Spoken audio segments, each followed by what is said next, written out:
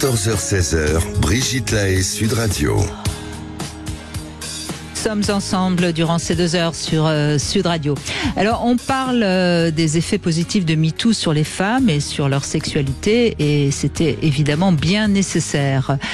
Et on peut évidemment regretter les excès de MeToo, mais comme dans toute révolution, il y a des excès.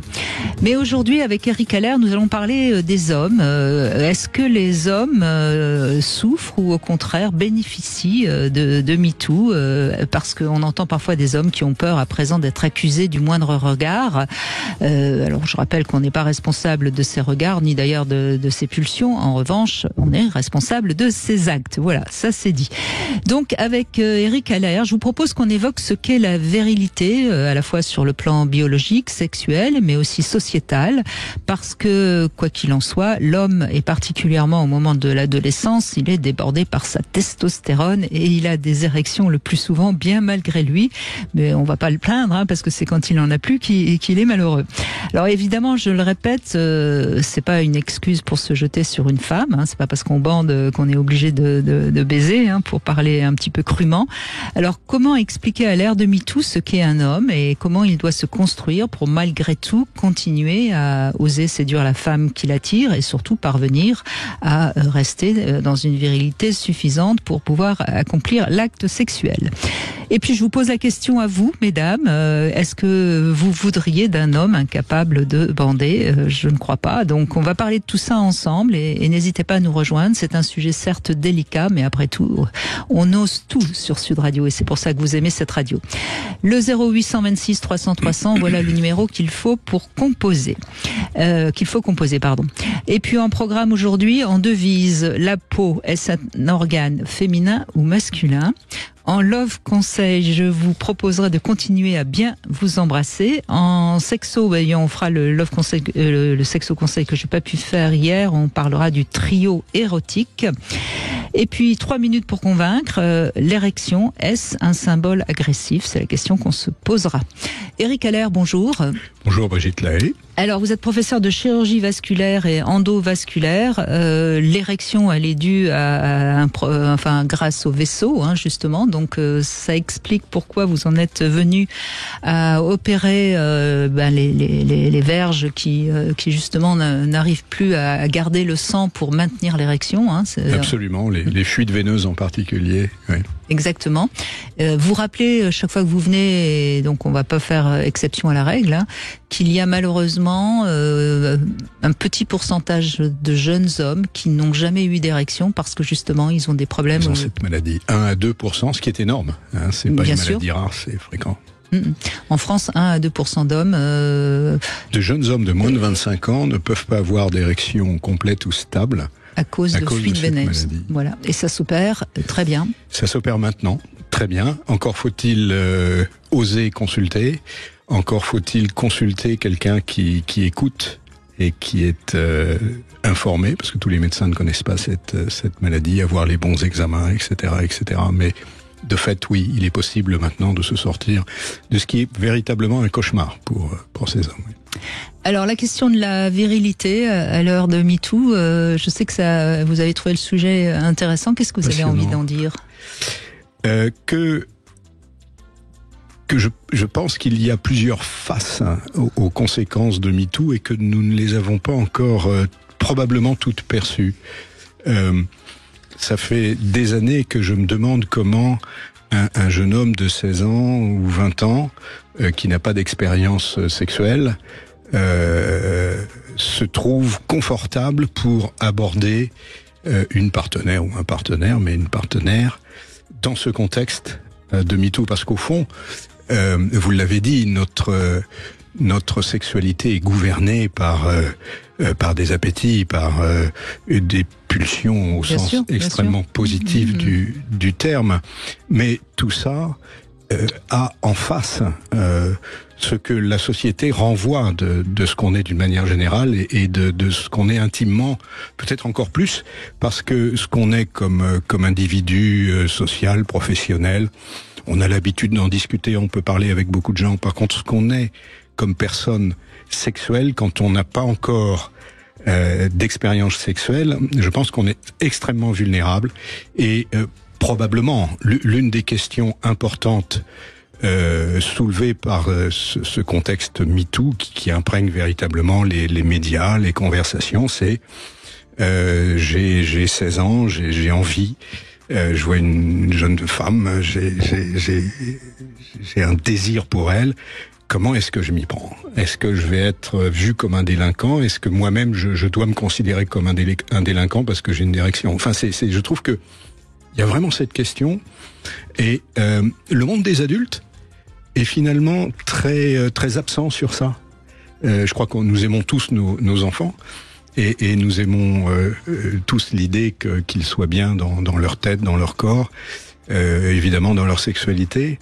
Alors, il appartient à chaque parent d'aider, mais je trouve que collectivement, il n'y a pas de prise en compte de cette nouvelle difficulté pour les jeunes hommes, aussi pour les jeunes femmes, parce qu'en regard, il y a sûrement beaucoup d'idées associées à la sexualité qui n'étaient pas avant de la même manière associées à la sexualité. C'est-à-dire que on a l'impression que la masculinité, l'érection, c'est peut-être d'abord quelque chose d'agressif.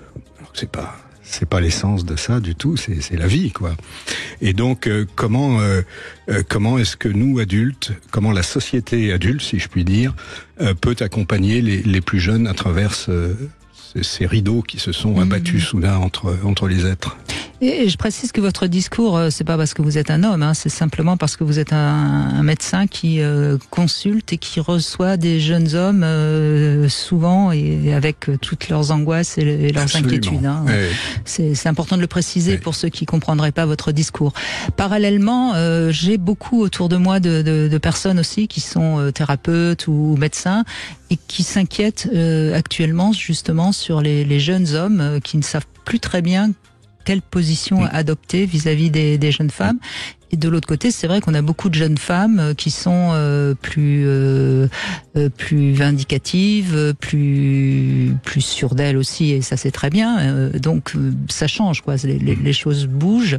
Et puis quand on voit les dernières enquêtes sur la sexualité des très jeunes gens, je parle des 15-20 ans, on a en effet de quoi s'inquiéter parce que c'est quand même curieux que les jeunes soient beaucoup plus angoissés et moins de rapports sexuels. Il y a un retrait de la sexualité chiffré dans toutes les enquêtes, c'est mondial en plus, et en tout cas en Occident. Et on peut effectivement légitimement se poser la question d'imprégnation, j'appelle ça une imprégnation comme MeToo, sur la possibilité d'incarner sa sexualité, si je puis dire. De plus en plus difficile. Donc c'est une vraie question. Après, il est évident qu'il est hors de question de cautionner un homme qui profite de sa position pour agresser, harceler n'importe quelle femme. Mais je pense que ça, je crois que c'est clair. Ça peut avoir en réalité. C'est là que c'est compliqué parce que j'observe à travers les consultations que en réalité les comportements des femmes rapportés par des hommes qui ont des problèmes d'érection sont des comportements extrêmement aidants, de grande compréhension. Il est extrêmement rare que ça arrive, mais que les femmes, en tout cas rapportées par ces hommes, aient fait preuve de méchanceté, de stigmatisation. Qu'elle soit castratrice, vous voulez dire. Oui, mais c'est intéressant parce que ça montre que peut-être le souhait de l'immense majorité de la population, en tout cas c'est ce que je vois en consultation, je vois monsieur, madame, tout le monde, finalement c'est quelque chose de très apaisé et de très aimant. C'est-à-dire que la sexualité, c'est certes l'érection, la pénétration, et c'est extrêmement important. Derrière, il y a la procréation. J'ai vu tout à l'heure un patient qui a 60 ans, qui pleurait pratiquement parce qu'il n'a pas eu d'enfant à cause de ses problèmes d'érection. Donc c'est tout ça. Bon, mais il y a aussi il y a l'amour, il y a la proximité de l'autre, etc. Et finalement, ce que les gens ont à l'esprit, me semble-t-il, en tout cas en consultation. Je veux pas généraliser, mais en consultation, c'est vraiment ça. Et l'agressivité n'est pas ce qui ressort autour de la sexualité. En tout cas, dans une consultation médicale, ça ne veut pas dire qu'il n'y ait pas des versants agressifs. Mais peut-être tout simplement parce qu'on confond toujours le réel et le symbolique. L'érection, c'est un symbole agressif, mais c'est pas une réalité agressive, puisque ça fait du bien normalement quand même. Et les gens, et pour l'homme et pour la femme. Et les gens sont intelligents. Le bon sens. Ils ont une intelligence humaine qui est très forte. Et donc, eux savent, si je puis dire, qu'au-delà des discours un peu vifs comme ça qu'on peut entendre dans les médias ou de temps en temps dans une soirée, au-delà de ça, il y a la réalité qui est bon, on est là pour être heureux, pour s'aimer, et puis comment on fait, quoi. Voilà. Donc... bien, comment on fait? On en parle avec vous, bien sûr. Dans un instant, c'est Frédéric qui va prendre la parole, qui est un homme, évidemment. J'invite aussi les femmes à réagir. Et puis, on va, comme toujours, on va pas trouver la réponse, mais on va avancer ensemble. Ça s'est passé 14h-16h, Brigitte Lahaie, Sud Radio. C'est avec Eric Haller, professeur de chirurgie vasculaire, que nous évoquons donc la virilité. Et Frédéric est avec nous. Bonjour Frédéric. Bonjour Brigitte, bonjour Eric Haller. Bonjour Frédéric.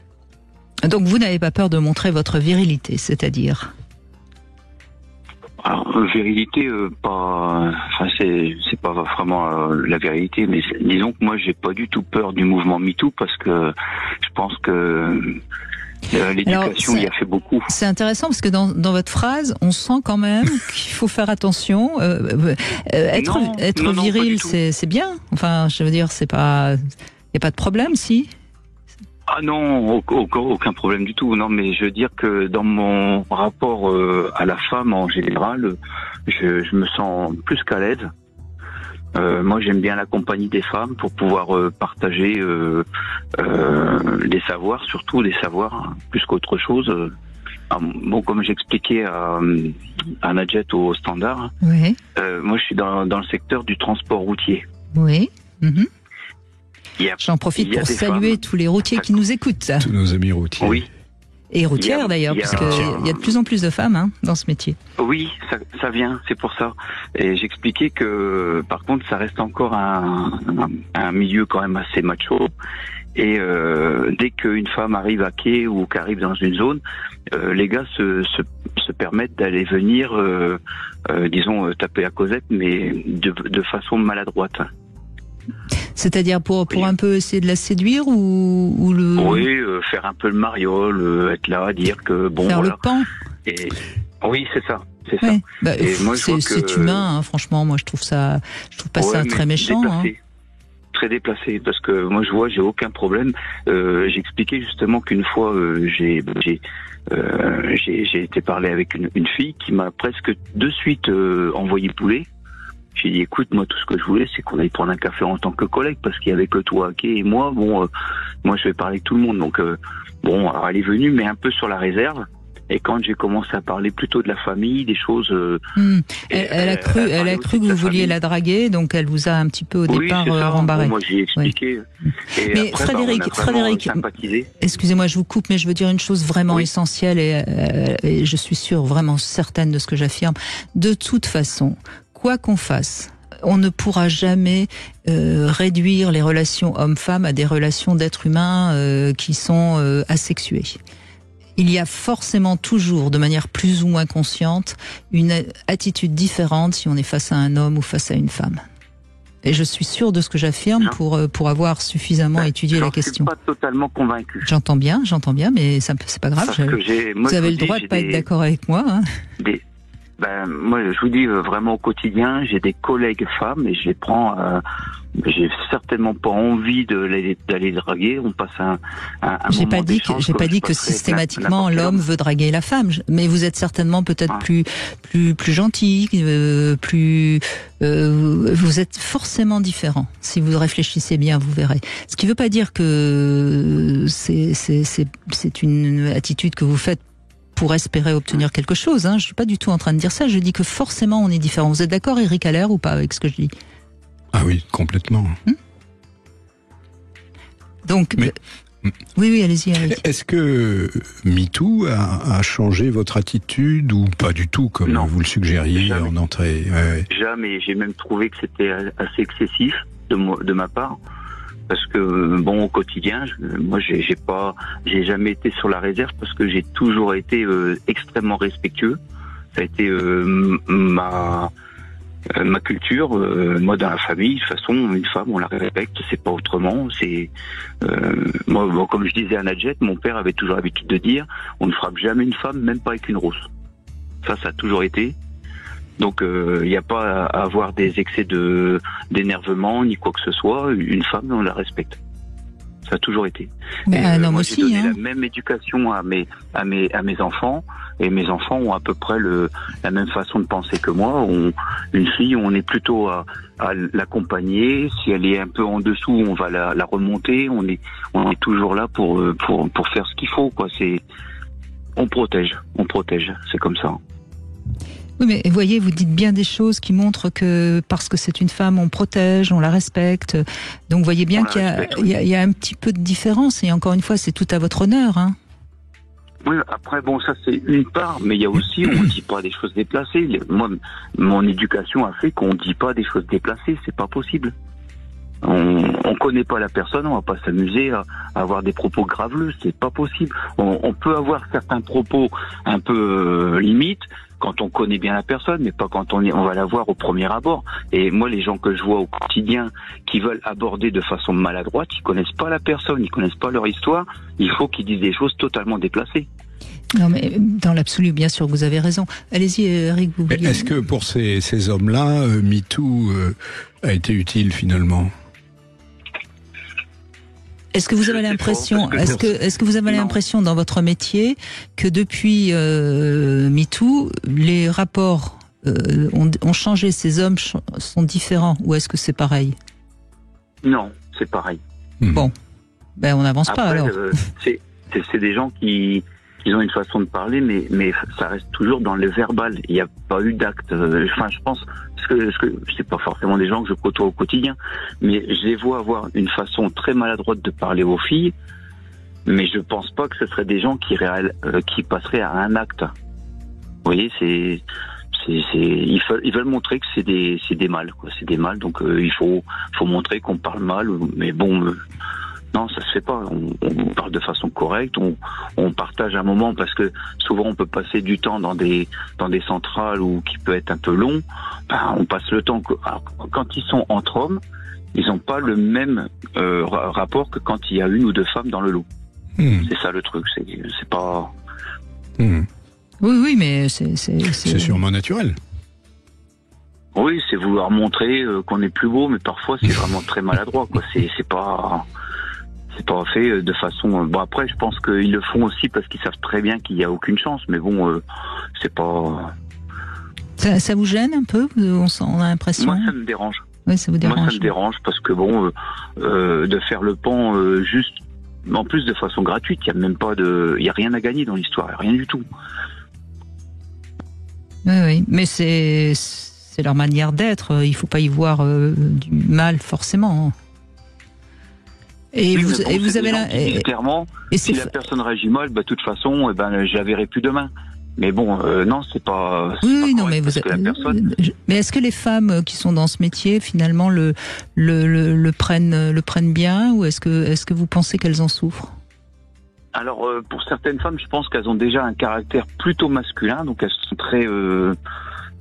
En caractère, parce que physiquement, rien à voir. Mais on voit qu'elles ont le caractère fort, puis qu'ils ont du répondant. Elles vont jouer dans le jeu en répondant pour dire lui, je lui ai bien cloué le bec à celui-là, tu vois, et en rigolant de la même façon. Mais après, il y en a certaines qui font un petit sourire un peu crispé, puis sorti de là, qu'est-ce qui était lourd celui-là, et puis à force, ça devient. Oui, c'est pesant, bien sûr. Elle préfère la solitude plutôt que la compagnie des gens, quoi. C'est pas tenable.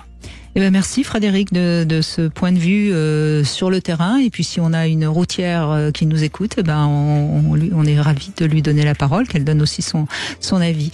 Merci beaucoup Frédéric. On se retrouve dans un instant pour le Love Conseil. Continuez à bien embrasser, c'est notre Love Conseil du jour. 14h-16h, Brigitte Lahaie, Sud Radio. Brigitte Lahaie, Sud Radio, le Love Conseil.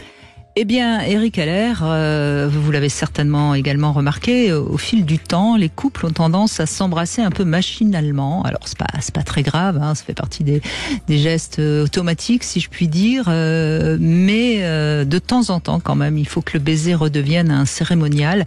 Et de temps en temps, il faut prendre le temps de s'embrasser. C'est montrer qu'il existe encore du désir dans le couple.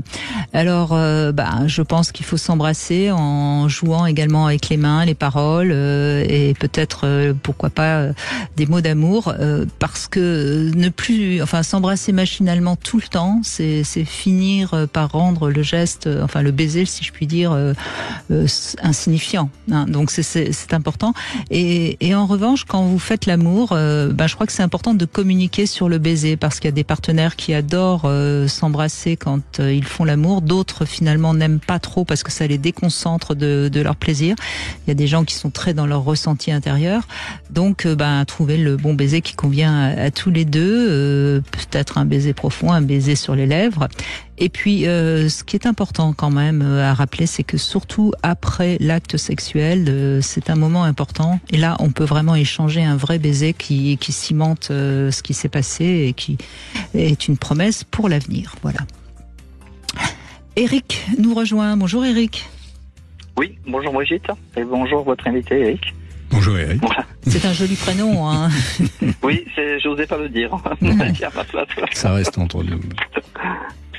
Oui. Oui. Et puis ça rime avec trick. J'avais connu ça. Alors, j'ai jamais pensé. Ouais, Et voilà, vous voyez, j'ai l'esprit mal placé, c'est terrible. Alors vous, qu'est-ce que vous pensez, vous? La virilité, c'est quoi? Moi je pense que la vérité, chacun peut donner sa définition. Moi, ma définition, ça serait une force physique et mentale en même temps. Oui. Après, c'est pas forcément porté sur le sexe. Voilà, après, ça peut être porté sur le sexe, c'est pas un souci. Mais c'est joli ce que vous dites, parce que très souvent, on sait que la femme, dans son besoin fondamental en dehors du sexe, justement, ce qu'elle aime chez un homme, c'est se sentir protégée. Donc vous dites bien ce qui fait que la femme se sent protégée, parce que vous avez une force physique et mentale. Oui. Vous êtes d'accord avec ça, Eric, hein? Oui, c'est bien ça. On est d'accord. Non, je parlais à Eric Haller, pardon. Pardon. Mais Eric, je vous en prie. Oui, il y a quelque chose de très curieux, parce que dans la force physique, et la manifestation de la virilité, il y a évidemment l'érection. Bon. Et ce qui est très très intéressant, qui m'a beaucoup surpris, je demande à mes patients comment sont leurs érections le matin quand ils se réveillent, quand ils sont tout seuls et qu'ils se stimulent, et pendant les rapports sexuels. Et j'ai corrélé ça à quelque chose qui s'appelle la qualité de vie. C'est-à-dire, quel est l'impact de votre trouble d'érection sur votre qualité de vie? Alors c'est très global, hein. Dites de 0 à 10, 0 tout va bien, 10 c'est la pire chose que je puisse imaginer. Eh bien, à ma grande surprise, ce qui perturbe le plus la qualité de vie d'un homme qui consulte pour un problème d'érection, ce sont ses érections le matin. Ah oui. Pas tout seul, pas avec partenaire, ce qui m'a vraiment qui est vraiment contre-intuitif. Ça montre peut-être, mais j'aimerais beaucoup avoir vos commentaires là-dessus, Brigitte. Ça suggère peut-être que il y a quelque chose de très archaïque dans le phénomène même purement érectile, puisque nous parlons de la virilité. Finalement, c'est une manifestation intéressante, parce que c'est pas à l'égard d'une femme ou d'un homme, d'un partenaire sexuel potentiel en tout cas, c'est presque vis-à-vis de soi-même. Et donc cette notion de virilité, finalement, elle construit aussi la confiance, évidemment, que les hommes ont eux, mais de manière complètement solitaire, parce que c'est le matin, il n'y a pas d'enjeu, etc. Je sais pas ce que... ça correspond à ce qu'on parle quand on parle du phallus, hein, c'est-à-dire qu'un homme qui a une érection, même s'il en fait rien, c'est un homme, quoi. C'est ça. Moi, ça me surprend pas tant que ça. Qu'est-ce que vous en pensez, vous, Eric, justement, avec vos érections? Autre chose. Moi, peut-être le souci, donc, quand on parle de MeToo, on pense aux viols, aux agressions sur les femmes et tout. Moi, je pense qu'on fait pas trop la différence entre la nudité et la sexualité. Je vais prendre l'exemple, les naturistes, ou ceux qui font du naturisme, ou les nudistes, ils n'ont pas de problème d'érection. Pourquoi? Parce que je pense que eux, ils savent faire la différence entre la nudité et la sexualité. Je ne sais pas ce que vous en pensez, si je me trompe. En général, encore une fois, il faudrait pas mélanger les naturistes qui sont justement dans une philosophie proche de la nature et les libertins. C'est encore deux courants très très différents. Plutôt naturistes du coup, oui. Oui, bien sûr, d'accord. Puis ce que je voudrais rajouter aussi, il y a toujours besoin de tester son pouvoir de séduction. Peut-être pour ça qu'il s'approche souvent des femmes. Voilà, il a besoin de tester pour se conforter, je sais pas. Je pense qu'il y a de ça aussi. En fait, chez le naturiste, la philosophie, c'est d'être proche de la nature, de respecter la nature, et donc, de par sa nudité, il est. Alors après, c'est toujours très complexe, parce que derrière chaque naturiste, il y a toute une problématique différente. Mais ce que j'ai remarqué souvent chez les naturistes, c'est qu'en effet, les rapports hommes-femmes sont assez justes, assez simples. Il n'y a pas de machisme spécialement développé chez les naturistes, me semble-t-il. Oui. Et en effet, ce sont souvent des gens qui ont une hygiène de vie relativement saine. C'est rarement des gens qui fument, quand on sait que la cigarette est une des pires drogues pour l'érection. Eric Haller, je parle sous... Oui. J'allais le dire. Je dois le confirmer. Donc forcément, sans doute, ils ont... Maintenant, est-ce que sexuellement, ils sont très actifs? Ça, j'en sais rien. Il faudrait faire des enquêtes, je sais pas. Je connais pas du tout. Je sais pas. Ouais. En fait, c'était un signe de comparaison, en fait. Voilà, c'est pour ça que je parlais de ça. Voilà. Pour moi, je pense... Vous voyez, par exemple, on voyait sur la plage, il y avait beaucoup de femmes qui étaient seins nus, et maintenant, ça devient un petit peu tabou, maintenant, il faut se couvrir. Et la nudité, comme elle se rapproche de la sexualité, elle s'efface. Et vous pensez que le mouvement MeToo y est pour beaucoup, dans cet effacement? Vous pensez? Non, c'est une question. MeToo, c'est bon. Après, c'est peut-être. En tout cas, ça peut être un effet pervers du puritanisme, du retour du puritanisme, puisque l'effet MeToo, alors il y a les effets très positifs, où il faut que les hommes comprennent que le devoir conjugal ou le droit de cuissage, c'est plus d'actualité, ça, on est bien d'accord. En revanche, l'effet MeToo a cet effet pervers d'éloigner les hommes des femmes et donc forcément de nuire à la sexualité, ça c'est sûr. Voilà, je suis d'accord avec vous. C'est ça mon problème. Oui, bien sûr, mais en même temps, il faut quand même toujours faire un peu d'histoire. Quand on regarde l'histoire de l'humanité, il y a toujours eu des mouvements de va-et-vient. Je suis désolée, c'est comme ça qu'on dit. J'ai pas fait exprès, je le fais pas exprès. Et on est dans une période plus frustrante au niveau de la sexualité que les années 60-70. Après, ça va aller dans ce sens-là encore quelques temps, et puis après on reviendra sans doute à plus de liberté, mais on est forcément dans un mouvement plus qui censure plus tout ce qui est d'ordre sexuel, oui. Alors, je voulais vous parler d'autre chose, qui est un problème qui me dérange. C'est quand je trouve que en France, on victimise beaucoup la femme et l'homme est toujours responsable de tout. Ça me pose un problème. Je vais vous donner un exemple concret. Quand on parle des femmes qui sont qui divorcent, on va dire, qui se séparent, on dit il faut les aider, voilà. Et elles sont isolées. Mais on parle jamais des pères isolés. Vous voyez, les victimes, c'est toujours les femmes. Et alors, moi, là où je trouve que c'est un peu contradictoire, je crois savoir que c'est 8 divorces sur 10, c'est la femme qui demande le divorce, donc c'est elle qui demande d'être isolée. Au bout du compte, c'est elle qu'on plaint, parce qu'elle serait isolée. Et le père, on l'oublie. Et moi, je pense que c'est le fait donc de déséquilibrer entre les hommes et les femmes, c'est ce qui fait créer ces tensions dans les couples, c'est ce qui crée ces tensions entre les hommes et les femmes. Moi, je vais mettre un petit peu l'église au milieu du village, c'est un petit peu rectifier les choses.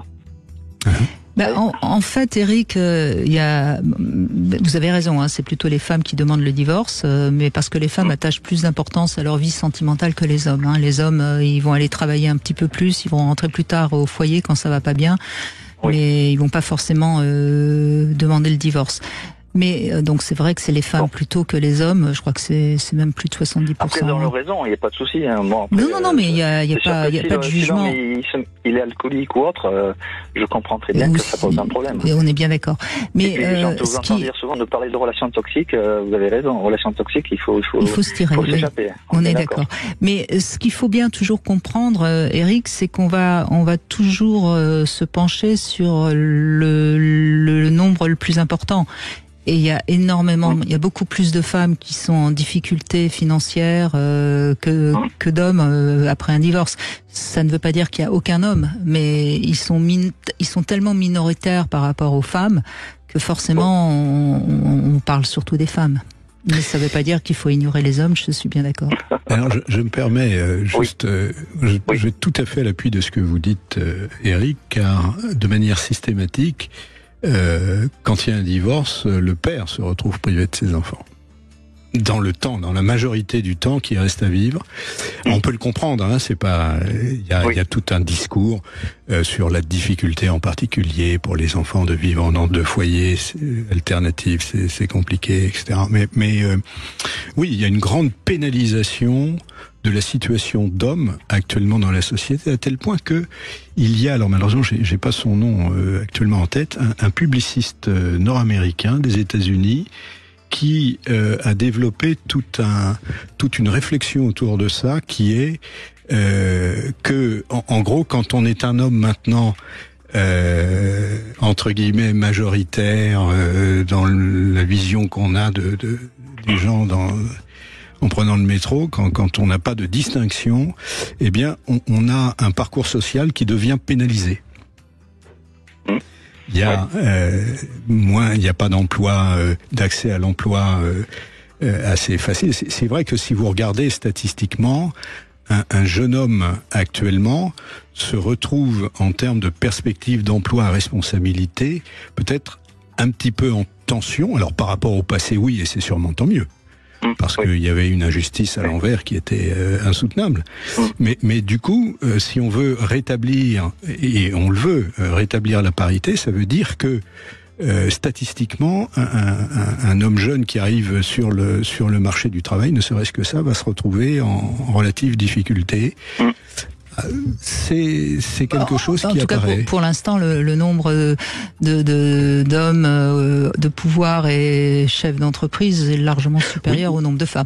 Mais moi qui de temps en temps fais des conférences devant les jeunes dirigeants, c'est vrai qu'il y a de plus en plus de femmes. On voit qu'on tend vers une égalité. Il y en aura de plus en plus, et tant mieux. Oui. Alors ça c'est évident.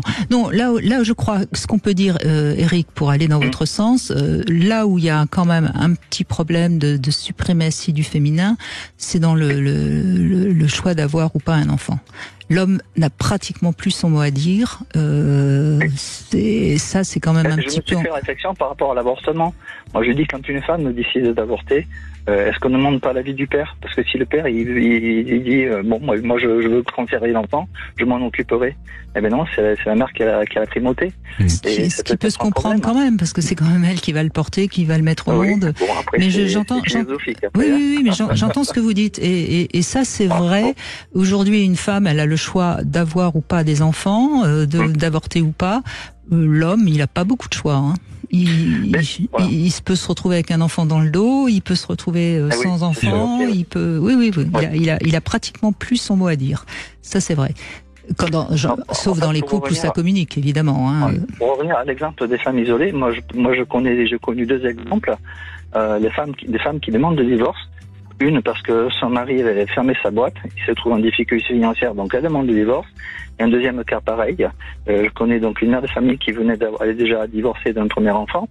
Après, elle a eu des jumeaux avec son conjoint. Elle a demandé le divorce parce qu'il assumait pas financièrement.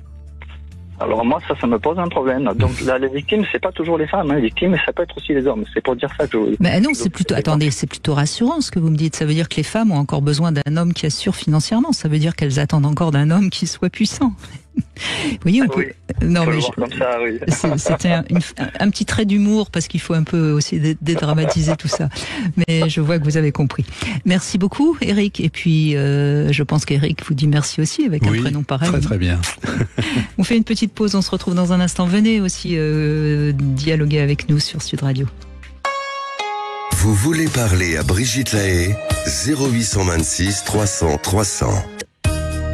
14h-16h, Brigitte Lahaie, Sud Radio. Eric Haller est avec nous, professeur de chirurgie vasculaire. Nous évoquons aujourd'hui la virilité. Est-ce que MeToo la met en danger? Il me semble que c'est aussi votre opinion, Tintin. Bonjour. Oui, bonjour. Est-ce que MeToo met en danger la virilité? Ou est-ce que MeToo a eu un impact sur le vécu de ma virilité? C'est un peu ça. Bon, pas vraiment. Bon, bah, tant mieux. Tant mieux. Je me suis rassuré. Oui. Non, en fait, pour moi, c'est plutôt le genrisme, je dirais, qui fondamentalement, pour moi, nie la différence des sexes, les hommes, les femmes, quoi. Ça me semble un peu plus. Je dirais que je remettrais. Oui, c'est la fameuse théorie du genre qui vous inquiète.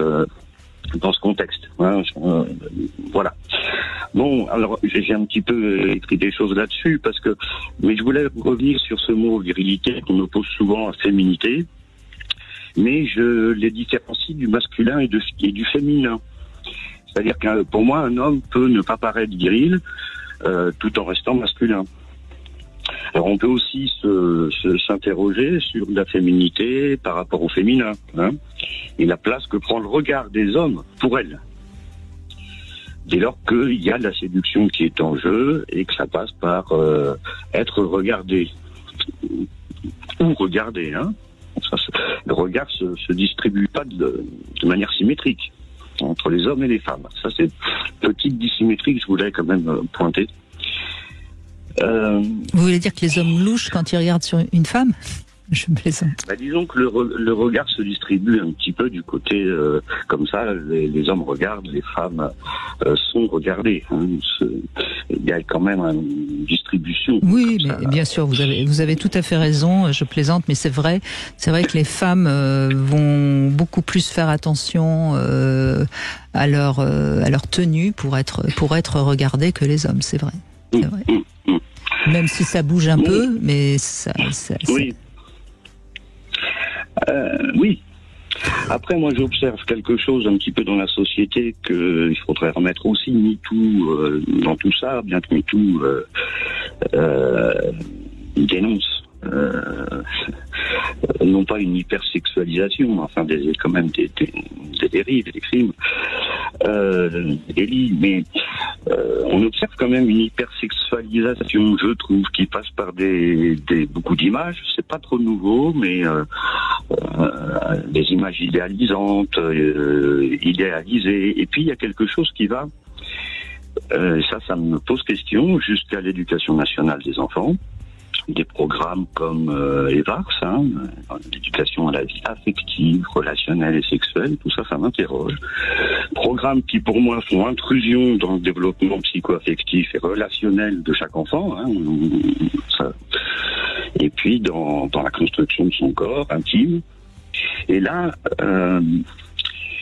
par rapport à l'hypersexualisation, je pointerais la désexualisation dans son sens premier, qui désigne un processus par lequel la pulsion originelle, sexuelle, trouve sa satisfaction dans une opération qui n'est plus sexuelle, mais qui est socialement évaluée plus haut, comme l'apprentissage, la création.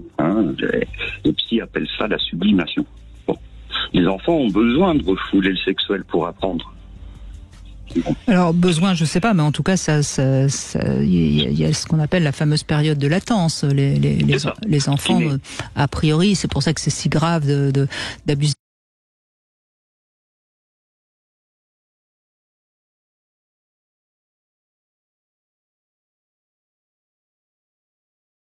d'un enfant jusqu'à la puberté.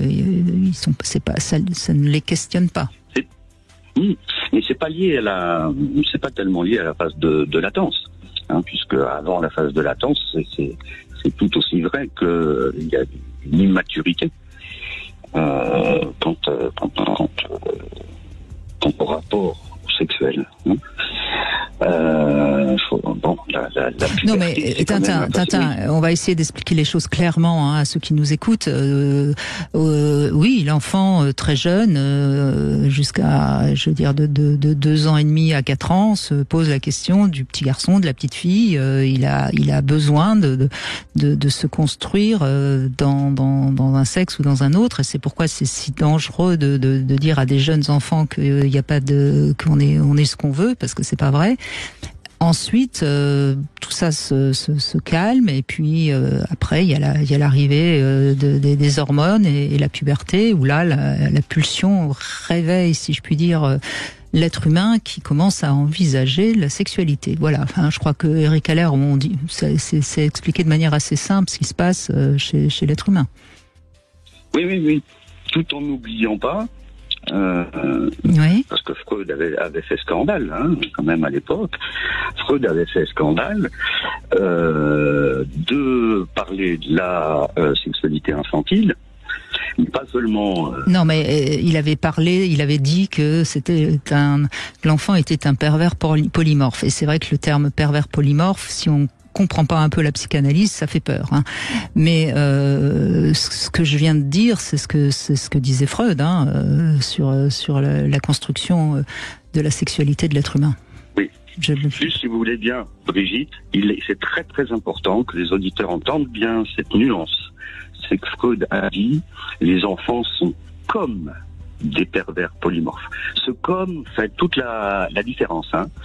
Ils sont comme des pervers polymorphes adultes. Hein. Ce comme fait toute la différence. Même si, effectivement, on voit bien qu'ils prennent du plaisir, les enfants, partout, puis même mentalement. Oui, enfin, on va arrêter sur les enfants prennent du plaisir, etc., parce que ça pourrait justement donner une impression qu'on peut en profiter. Donc, on va peut-être arrêter ce genre de dialogue qui me paraît quand même un petit peu complexe pour beaucoup de gens. Mais en tout cas, merci Tintin d'être intervenu. Donc en fait, si j'ai bien compris, Eric Haller, Tintin, lui, considère qu'il faut pas donner d'éducation à la sexualité à des enfants. Hein. Qu'est-ce que vous avez envie de répondre ? Je dirais que l'Office national de santé publique de Grande-Bretagne émet périodiquement des avis qui se veulent des repères fondamentaux pour l'organisation de la santé dans leur pays. Et le dernier avis, c'est oui, le sexe biologique existe. C'est intéressant.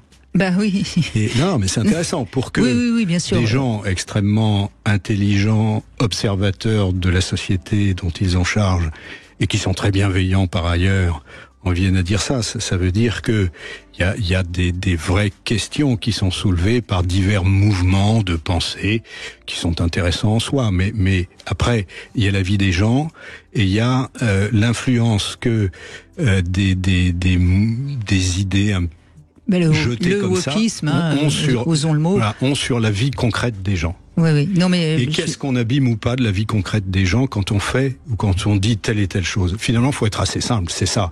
Et donc je crois probablement on est assez d'accord tous dans ce pays pour dire que il y a la vie est assez compliquée, et trouver son développement quand on est enfant, c'est finalement assez compliqué. Donc restons à des repères assez simples. Voilà, donc c'est biologique. Il y a les hommes, il y a les garçons, il y a les filles. Voilà, et puis après il y a des variations. Après, évidemment, quand on est adulte, on peut faire ce qu'on veut. Merci en tout cas Tintin. Je vous propose la devinette du jour et puis on continue après les infos. La virilité, qu'est-ce que c'est ? Vous pouvez nous appeler au 0826 300 300. Alors écoutez bien Eric Haller, c'est un père qui est désespéré parce que ces 2 filles lui déclarent qu'elles sont lesbiennes et donc il s'écrie y a-t-il quelqu'un dans cette maison qui aime la bite ? Et son fils va répondre. Qu'est-ce qu'il peut répondre pour que le père soit vraiment désespéré ? Je vous laisse trouver la réponse. Sud Radio. Parlons vrai. Sud Radio. 14h-16h, Brigitte Lahaie, Sud Radio.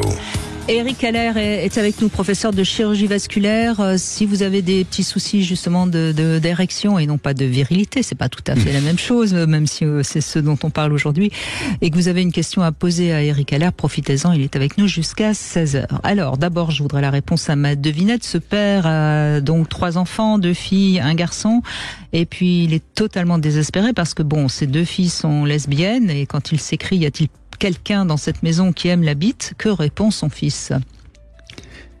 Je sais pas. Eh ben oui, son fils répond, mais si, moi, papa, j'aime la bite. C'est ça qui désespère son fils, ce père. 2 lesbiennes et un homo, c'est pas de bol quand même. Bon, c'est une blague, hein, mais elle fera plaisir à Tintin sans doute. Alors, sinon, dans la devise du jour, est-ce que la peau est un organe féminin ou masculin, hein? Bon, alors, évidemment, on va répondre que la peau, c'est bien sûr autant féminin que masculin, hein, puisque tout le monde a de la peau, et heureusement.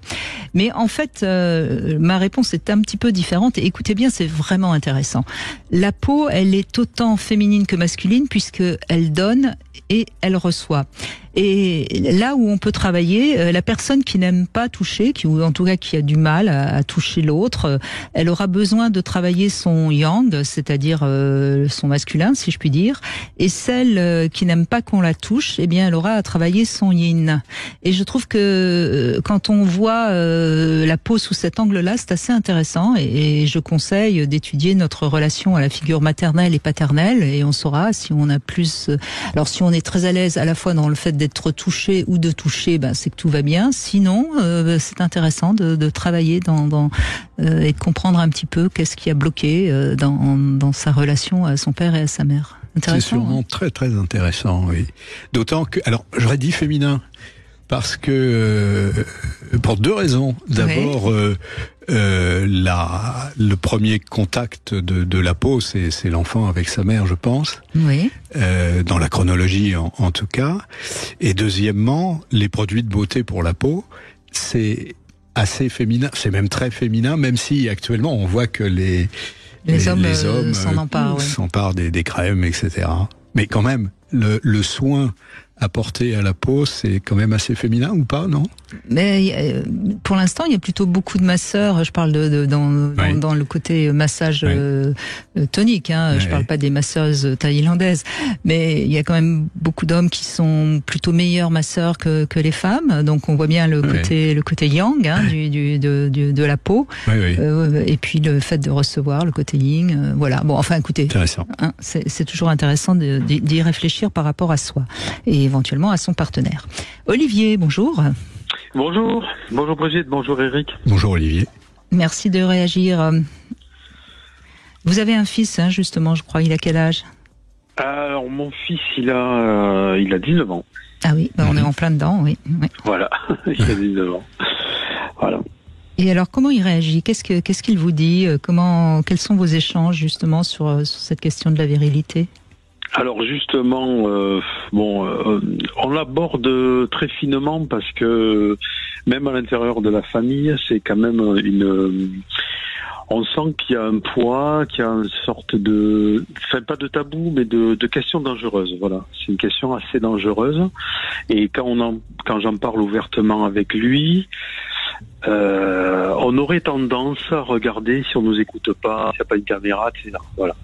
C'est-à-dire que c'est vraiment un sujet très compliqué. Voilà. C'est terrible ce que vous dites, parce que vous dites dangereux, ça veut dire que ça pourrait presque provoquer un conflit de famille, comme à l'époque du Covid pour ou contre vaccin?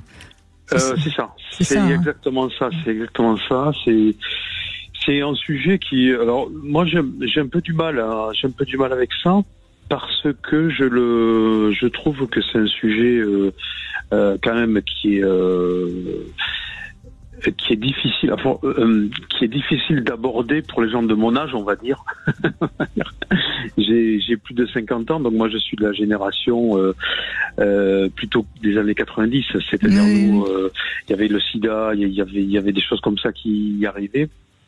Et aujourd'hui, cette question autour de MeToo, autour de la séduction des femmes, et etc., on a peur que ça tourne assez rapidement on va dire, au règlement de compte rétroactif, c'est-à-dire de tout temps les hommes, alors maintenant c'est fini, vous les hommes, voilà. Donc c'est-à-dire. Vous avez peur que votre fils paye les erreurs et la mauvaise conduite de certains de vos collègues hommes. Tout à fait. Et c'est vrai qu'on parle comme ça. Alors moi j'en parle à mon fils assez ouvertement, etc. J'ai une fille aussi, avec qui j'ai plus de mal à en parler, évidemment. Et voilà, c'est quand même un sujet assez chaud. Alors, on essaie de l'aborder vraiment petitement. Souvent, c'est avec l'actualité, évidemment. C'est avec l'actualité parce que bon, c'est quand même un sujet qui sort maintenant. Ça, oui. Tous les 2-3 jours, il y a quelque chose, etc. Et voilà. Et c'est vrai que en tant que père de famille, c'est quelque chose qui est très complexe. Voilà, c'est très complexe. Et vous avez l'impression qu'il y a une sorte de fossé de génération entre votre fils et vous-même sur le sujet? Oui. Tout à fait.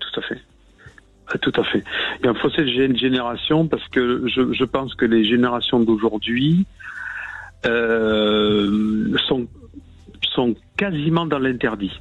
Mmh. Quasiment. C'est-à-dire que on y est proche. C'est-à-dire on est proche de la femme, c'est quelque chose interdit. On ne touche pas parce qu'on va avoir des problèmes. Voilà. Donc on est à peu près là. Alors, je vois qu'ils ont des techniques d'approche différentes. Et est-ce que votre fille, elle a envie d'être touchée? Excusez-moi, hein, je pose la question de manière crue comme ça, mais je ne le sais pas. Elle a quel âge, votre fille? Elle a 1 an de plus, donc elle a 20 ans. Elle. 20 ans, oui. Voilà. Elle a déjà eu un petit copain ou pas? Je ne pense pas.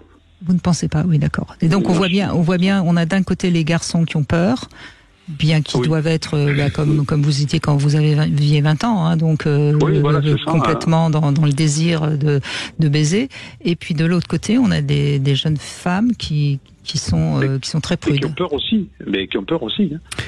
C'est intéressant parce que peut-être de manière contre-intuitive, la famille n'est peut-être pas le cercle qui permet de régler toutes les questions autour de la sexualité. Bien sûr, il y a une éducation à la vie, une éducation sexuelle éventuelle, et sûrement c'est très bien que des parents peuvent délivrer à leurs enfants, et puis des retours.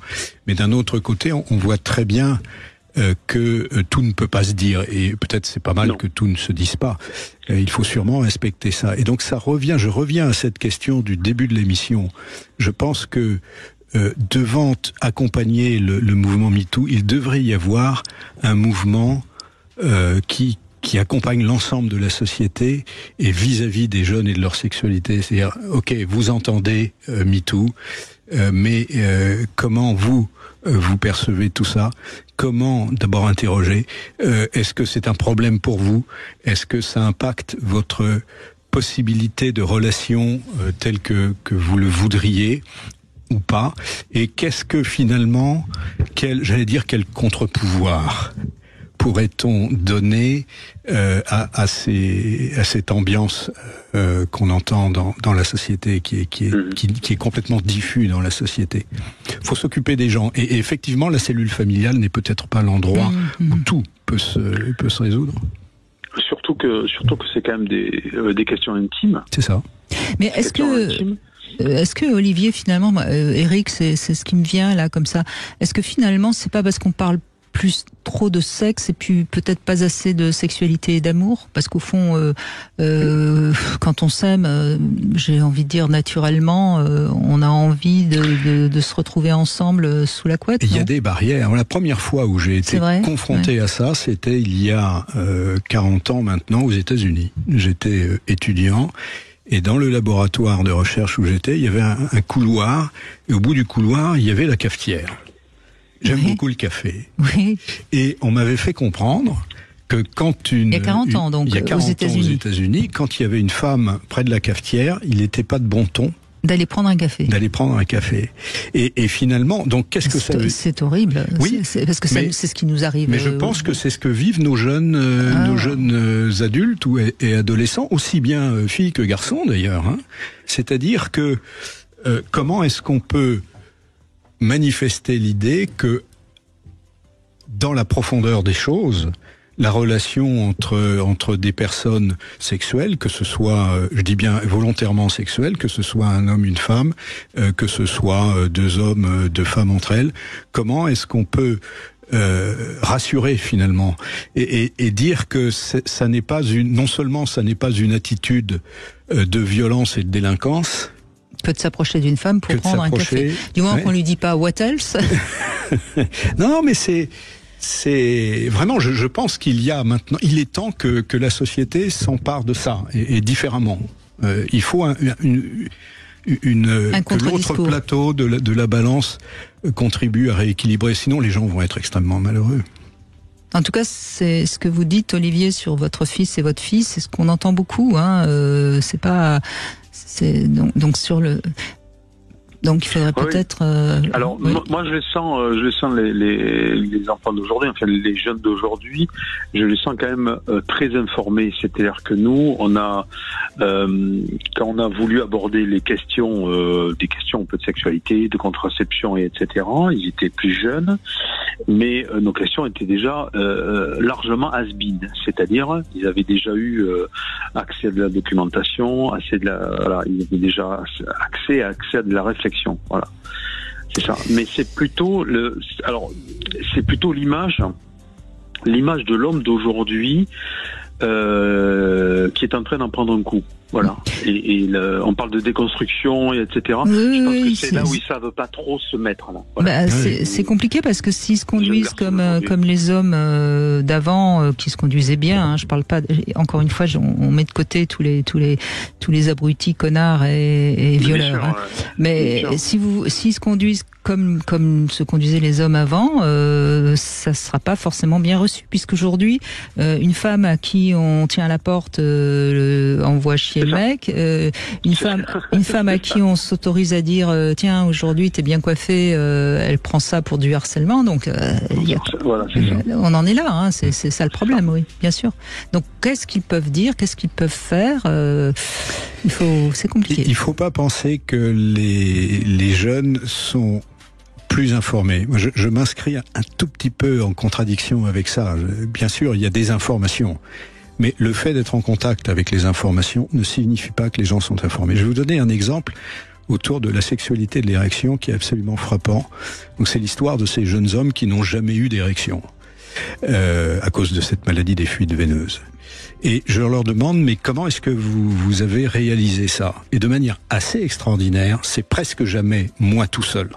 C'est lors d'un premier rapport, ma partenaire m'a dit que j'avais des problèmes d'érection. Vous vous rendez compte de ce que ça veut dire? Ça veut dire que toutes les images d'érection que obligatoirement un adolescent, surtout s'il a des problèmes, s'il pense avoir des problèmes de santé, voit sur les écrans, il voit ce que c'est qu'une érection, il voit son zizi, pardonnez-moi, et il ne fait pas le rapport. Entre l'érection qu'il voit sur l'écran qu'il ne fait pas le rapport. Et sa personne. C'était facile. Oui, il fallait le dire. Mais c'est absolument, c'est vertigineux, parce que ça veut dire que que les informations, on les a devant les yeux, mais on les intègre pas. On dit, on a beaucoup d'informations, on est très savant, etc. Sauf que le corps et les relations qu'on a avec son corps, ça marche pas comme ça. Donc bien sûr, vos enfants sont informés techniquement sur ce qu'il faut faire le lendemain d'un rapport non protégé, sûrement beaucoup plus que. Mais ça veut pas dire que il faille considérer qu'ils sont complètement armés face à la situation nouvelle. Merci Olivier, on fait une petite pause, on se retrouve dans un instant sur Sud Radio. Sud Radio. Parlons vrai. Parlons. 14h-16h, Brigitte Lahaie, Sud Radio. On continue avec Eric Haller, professeur de chirurgie vasculaire. Je rappelle aussi que vous êtes l'auteur de ce livre, Guide de l'impatient. On le retrouve sur Bookelis, donc un site internet. Joël, merci d'être avec nous. Bonjour Brigitte, bonjour Eric. Bonjour Joël. Alors vous êtes malin, vous avez posé la question à votre femme. Ben oui, j'ai essayé de faire aiguiller parce que j'étais un peu embarrassé avec la question. Et qu'est-ce qu'elle vous a dit alors? Et donc ma compagne, elle m'a répondu, pour elle c'était être fiable, avec le droit de se planter, pour autant, l'autorisation de se tromper, assumer qui on est, ses choix et décisions, être ouvert à ses ressentis, ce qui peut être vu comme une faiblesse et pouvoir éventuellement les partager. Et aussi aimer faire l'amour, avoir un corps solide. Elle dit que c'est un concept un petit peu à creuser de ce côté-là, et peut-être être protecteur sans être infantilisant ou envahissant. Ça, c'était un peu son regard de femme. Oui, alors c'est intéressant parce qu'il y a des choses qui semblent assez évidentes, il y en a d'autres qui sont un peu moins, me semble-t-il, mais dans l'ensemble, oui, c'est ce que, en tout cas, c'est ce qu'attend une femme d'un homme, je pense. C'est ce qu'elle peut attendre d'un homme. Effectivement, et elle m'a dit, et toi? Et dit, bon, moi j'étais bien embarrassé, et là c'est mon premier cerveau, le cerveau du bas qui a réagi, qui s'est dit, être viril, c'est bander fort et longtemps. Ça, c'était mon premier cerveau qui s'est activé. Ensuite, j'ai quand même interrogé mon cerveau du haut, et celui-là, il m'a dit, va voir avec ton cœur. Alors, j'étais bien embarrassé. et quand j'ai rassemblé un petit peu la réflexion des deux, de mon cerveau du haut et par mon cœur, disons que mon ressenti, ça a été de dire, moi, je me sens viril quand on me regarde avec désir. Quand je suis dans l'effort musculaire au travail, surtout en extérieur, par exemple quand je grimpe aux arbres ou autre, dans la nature, quand je fais de l'élagage, quand je fais du sport qui demande de l'effort physique, comme du canoë ou quand je fais du handball ou autre, et je me sens viril quand ma compagne met sa tête sur ma poitrine, ça je me sens viril. Et aussi quand je suis gentil et quand je rends service. Ça, c'était les réflexions qui me sont venues à cette question-là. Quand vous rendez service, c'est-à-dire quand vous êtes utile? Quand je suis utile, quand je me rends utile, oui, tout à fait. Là, c'est pour moi, ça répond, ça fait écho. Ça fait écho et je me sens viril. Je me sens peut-être plus à ma place que viril. Mais ça me fait rebondir sur quand même cette notion dans la société. Oui, la place de l'homme. On attend en effet de l'homme qu'il sauve la femme et l'enfant encore un peu. Oui, la veuve et l'orphelin, comme on dit. Encore un peu, peut-être moins évidemment qu'il y a. Mais c'est toute la question. Est-ce que les femmes se sentent diminuées quand on dit ça ou pas? C'est toute la question, hein. Parce que c'est ce qu'on entend aussi, c'est que les femmes ne veulent plus être considérées comme des êtres qui ont besoin d'être protégés. Exactement. Alors par contre, à la question qui était initiale, celle de dire dans le contexte MeToo et de ce qui s'exprime aujourd'hui, est-il difficile de se sentir ou d'être viril par rapport à la séduction ou autre? Et moi là, en regardant ça, je ne me sens pas gêné par le contexte viril en tant que MeToo et la parole qui se libère. Bien au contraire, en tant qu'homme, ça me va très bien. Je trouve qu'il est juste au-delà des parfois dérives et des excès qui peuvent arriver, bien entendu, mais dans sa globalité, je trouve qu'il est juste que la femme puisse être entendue parce qu'elle ne l'est pas assez sur ces questions-là. Ça n'enlève en rien pour moi des choses ça me fait pas modifier mon chemin vers la séduction. Parce que je n'ai pas besoin de obligatoirement de faire le coq ou d'afficher une supériorité masculine ou masculiniste. Oui, mais parce que vous êtes en paix avec vous-même, et puis vous avez surtout, quand on voit ce que dit votre femme, ça va. Vous avez une femme qui vous reconnaît dans votre virilité, donc tout va bien. Oui, c'est pour ça que je suis peut-être pas. Enfin, je n'ai pas besoin de ces codes masculins. Bon, j'ai pratiqué beaucoup de sport, mais je n'avais pas besoin de revendiquer l'attachement à un sport, ou l'attachement de supporters, ou l'attachement de groupe masculin. Je n'ai pas ressenti, je ne ressens pas ce besoin-là. Qui pourrait être parfois heurté par des comportements irrespectueux de la femme. Et ma maman, on était 4 garçons, elle nous a appris à respecter les femmes. Oui, mais de toute façon, on ne le dira jamais assez. Dans tout ça, les mères sont aussi responsables que les pères quand les fils ne sont pas respectueux des femmes, évidemment. Et oui, tout à fait. Et il y avait une éducation cohérente de la part de mes deux parents sur ce respect de l'autre, de l'altérité, et celui du respect de la femme dans son intégrité totale et dans sa responsabilité d'être. Eh bien, merci Joël de votre témoignage, merci beaucoup. On fait une petite pause, on se retrouve pour le Sexo Conseil. On va parler de ce fameux trio érotique. Sud Radio. Sud Radio. Parlons vrai. Parlons vrai. Sud Radio. Parlons. Brigitte Lahaie, Sud Radio. Le Sexo Conseil. Eh bien, Eric Haller, je vous parle du trio érotique parce qu'en fait, la sexualité pourrait se résumer en 3 mots. Vigueur, créativité et tendresse. Donc, je peux déjà vous inviter à réfléchir aux mots que vous metteriez en premier sur votre sexualité. Celui qu'elle représenterait le plus et celui qu'elle représenterait le moins. Alors, souvent, les hommes vont dire vigueur. Peut-être que les femmes vont dire tendresse, mais c'est pas sûr. Et ça vous donnera tout de suite un aperçu de ce que vous pouvez faire pour améliorer votre sexualité. Donc, pas assez de vigueur. Vous devez faire de la sexualité, vous devez faire, l'amour de manière un peu plus agressive. De temps en temps, c'est pas mal de se jeter l'un sur l'autre. Pas assez de créativité, ça veut dire que vous faites peut-être un peu toujours la même chose. Donc, il serait temps de trouver des petites surprises, en tout cas d'avoir d'autres idées. Et pas assez de tendresse, ça voudrait dire peut-être que vous zappez trop les préliminaires, peut-être pas assez de caresses, de mots tendres, ou même de préludes ou d'après-sexe. Donc voilà, je pense que si on comprend bien ces 3 mots, on a compris ce qu'était la sexualité. Il y a de la vigueur, de la créativité et de la tendresse, pas forcément à égalité tout le temps, mais ça demande les 3 pour qu'une sexualité soit à peu près correcte, harmonieuse entre 2 êtres. Formidable. Écoutez, je retiens toutes sortes d'égards, mais je le retiens pour mes patients aussi. Parce que, curieusement non, mais après les opérations pour rétablir les érections, donc en bouchant les fuites veineuses, j'ai aperçu d'une chose assez extraordinaire, c'est que avec le temps, les érections s'améliorent, non pas tout seul, non pas le matin, parce que ça reste stable, amélioré mais stable, mais au cours des relations sexuelles. Donc ça questionne tout à fait et ça met au centre pour ces gens, je parle de couple, tout ce que vous avez dit.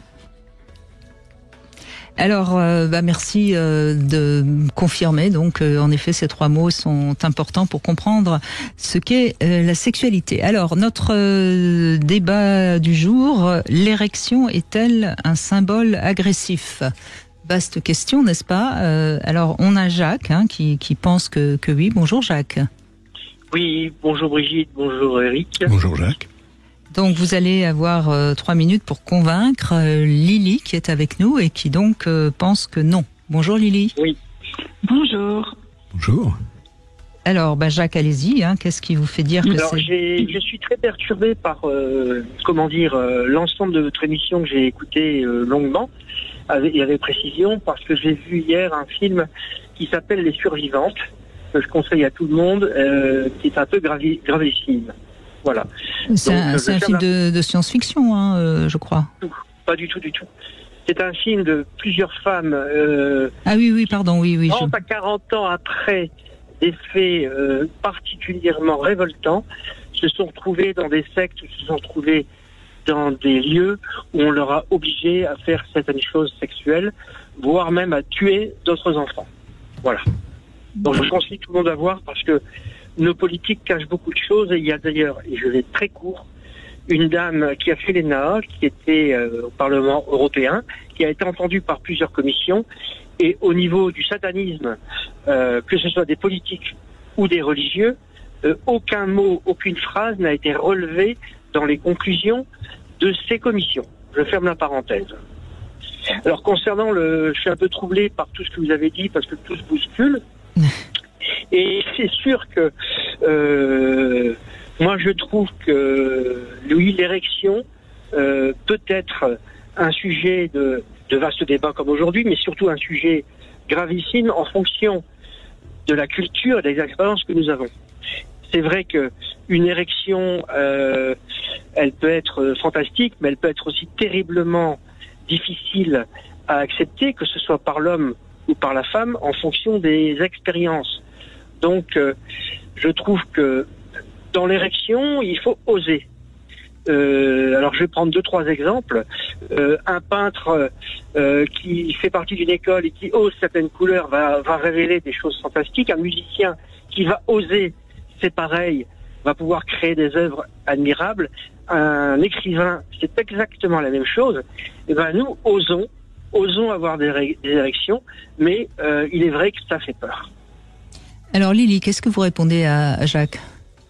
Moi, je comprends pas trop pourquoi on associerait à érection symbole agressif, parce que pour moi, en fait, une érection, c'est quelque chose de mécanique, c'est un afflux de sang qui va faire que la verge va se redresser.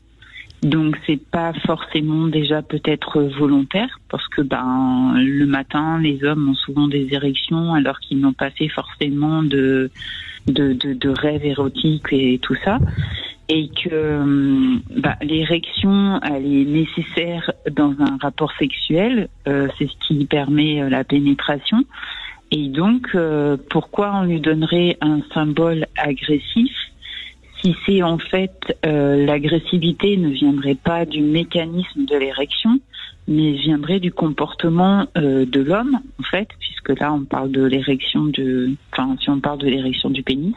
Je sais pas si on peut parler d'érection du clitoris ou de choses comme ça, et si ça existe chez la femme, ça je ne sais pas. Mais là, en parlant de l'érection du pénis, ça serait le comportement de. Mais encore une fois, qui pourrait être agressif, mais pas le. Oui, mais Lily, on parle de symbole agressif. On parle pas d'agressivité. C'est toute la différence entre le réel et le symbolique. Et vous avez quand même dit que le pénis devenait dur. Dur, c'est plus proche d'agressif que de passif. Oui, mais il vient dur pour une souplesse, pour une bonne cause, bien sûr. Pour une souplesse d'entrer dans le corps de la femme et d'avoir. Oui, mais s'il est trop souple, il va pas rentrer, hein. Oui, justement. Donc l'érection, même symboliquement, elle n'est pas agressive, et c'est une nécessité pour la rencontre avec l'autre. Oui. Jacques, qu'est-ce que vous répondez à Lily ? Alors je pense que Lily n'a pas eu d'expérience négative. J'ai été abusée, monsieur. J'avais été abusée, d'accord. Oui. Et pour vous, l'érection n'est pas agressive, en fait. D'accord, je comprends. Non, parce que je veux pas l'associer. Sinon, ça serait comme pour moi dire que les hommes sont tous des salauds. Ça serait faire ou que les femmes sont tous ça serait faire en fait une schématisation sur un passé ou un fait. Mais je trouve que ce que vous nous dites, Lily, est très intéressant, parce que justement ça montre bien. Et pour moi, c'est comme si aujourd'hui, je m'excuse de vous couper, mais vous en prie. On est toujours à mettre, avant le patriarcat, mais alors si c'est pour faire du matriarcat et en fait flageller tous les hommes et les rabaisser tous, non. Pourquoi on est toujours obligé dans notre société, alors diviser pour me régner, pourquoi on est obligé de tout diviser, opposer, séparer ? On ne pourrait pas réconcilier ? Alors Jacques, et puis après Eric, je vous laisserai intervenir aussi. C'est intéressant d'entendre nos auditeurs qui échangent. Jacques. C'est peut-être parce que j'ai été victime d'abus justement que je me permets de parler comme ça, et que il faut prendre un peu de la hauteur, quoi. En tout cas, c'est votre ressenti, et c'est très bien de nous l'exprimer comme vous le faites. Jacques, qu'est-ce que vous répondez à Lily ? Je suis 100% d'accord sur la dernière phrase que Lily a énoncée, à savoir pourquoi ne chercherait-on pas à réconcilier. Il est vrai que les phénomènes, les agressions, les situations actuelles qui sont mises en exergue par des minorités font que l'érection est quelque chose qui est présenté comme quelque chose d'agressif. Mais il est vrai que par rapport à tout ce que l'on voit et tout ce qu'on entend, ça c'est surtout au niveau des médias. Moi je vais revenir à mon couple. C'est vrai que si dans la nuit alors là c'est tout à fait particulier.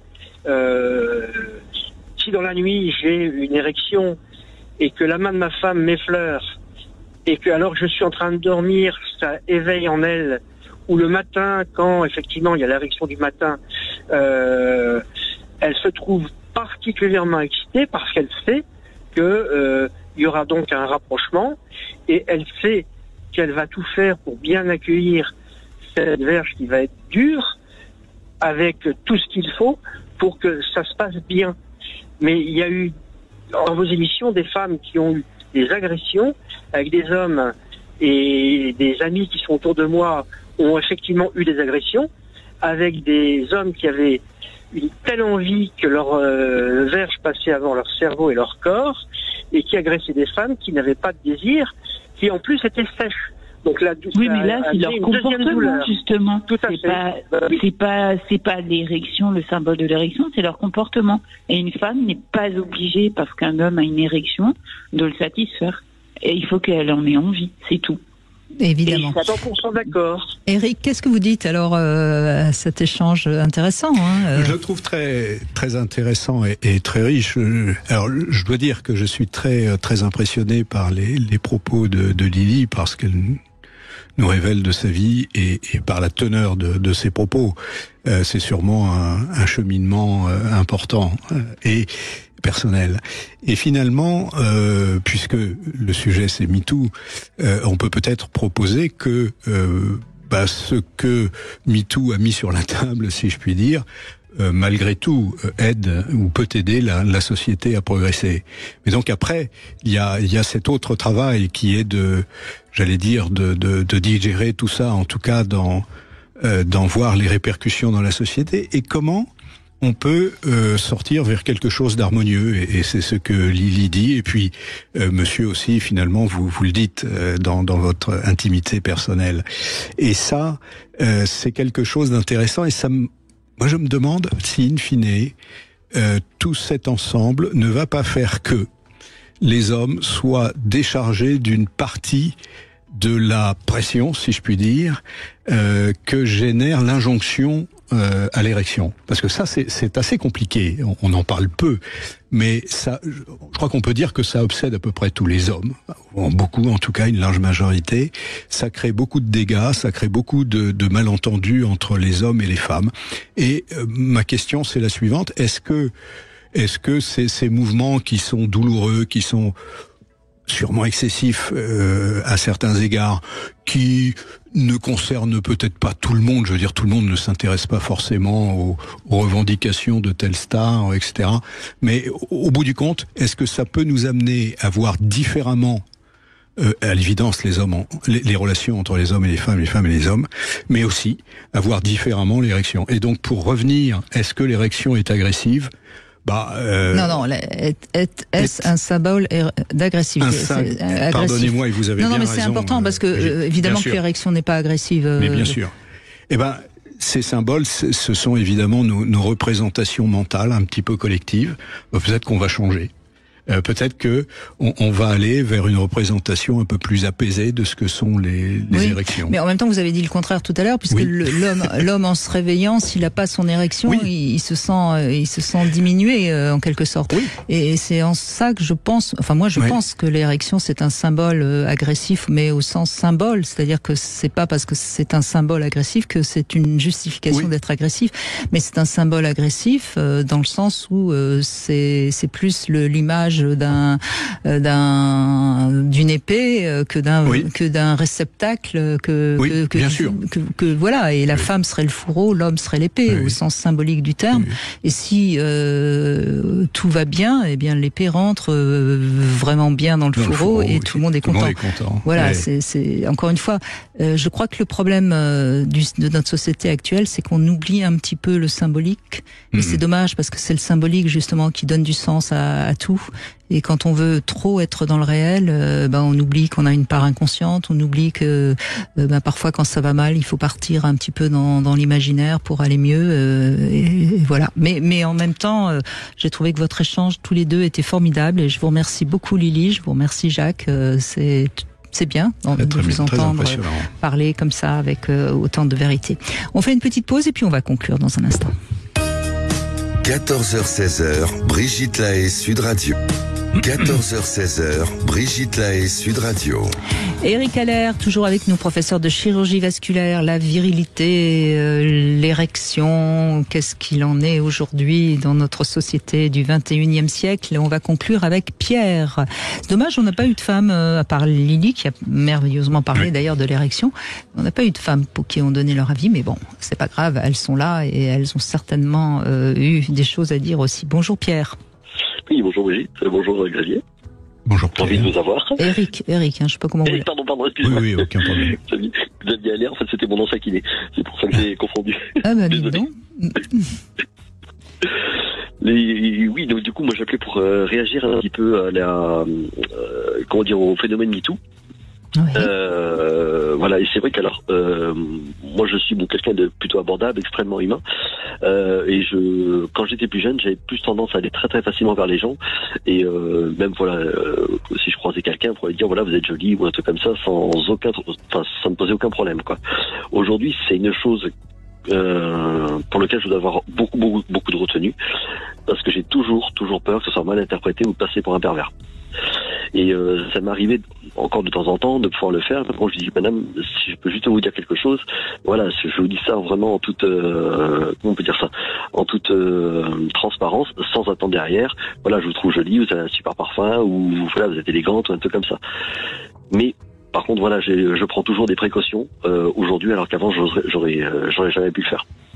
Et même, je dirais, être proche des gens, ça peut être juste un signe de la main ou un truc comme ça. C'est des choses sur lesquelles je vais vraiment, avoir de la retenue.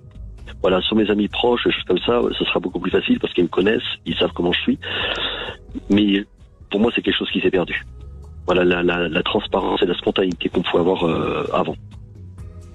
Oui, mais ce qu'il faut peut-être quand même dire, Pierre, et là je vais défendre toutes ces femmes qui se sentent assez vite agressées. Évidemment, il y a des femmes qui vont très bien, qui sont sûres d'elles, qui ont confiance en elles et qui seront pas du tout gênées. Mais il y a toutes ces femmes qui, parce qu'elles ont subi des abus ou parce que elles n'ont pas été suffisamment bien construites dans leur confiance en elles. On sait qu'il y a beaucoup plus de femmes qui ont des complexes de leur corps, etc., etc. Une parole qui paraît comme ça anodine peut les blesser. Alors c'est leur subjectivité, encore une fois.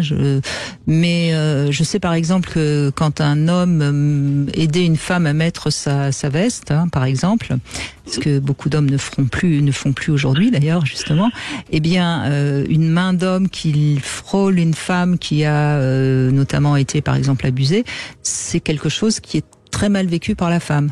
Alors que l'homme, quand il aide à mettre sa veste, ça part d'un bon sentiment. Je dirais que c'est ce qu'on appelait avant la galanterie. Et c'est vrai que la galanterie aujourd'hui, elle est en train de disparaître. Est-ce que c'est bien, est-ce que c'est mal? C'est vrai que peut-être que pour beaucoup de femmes c'est mieux parce que c'était souvent déjà un petit peu considéré comme un peu agressif. Bon. Ouais, ça c'est vrai. C'est un très très bon argument. Non, c'est là où on voit que je sais plus qui tout à l'heure disait que on a l'impression qu'on fait payer, que la jeune génération veut faire payer, et je pense qu'il y a peut-être un peu de ça, oui. Mais pour moi le vrai problème, la vraie question qu'il faut poser, c'est protégeons les petites filles, les petits garçons, et aidons-les à se comprendre et à grandir ensemble. Et je pense que c'est par là qu'on pourra avancer. Ah, complètement, oui.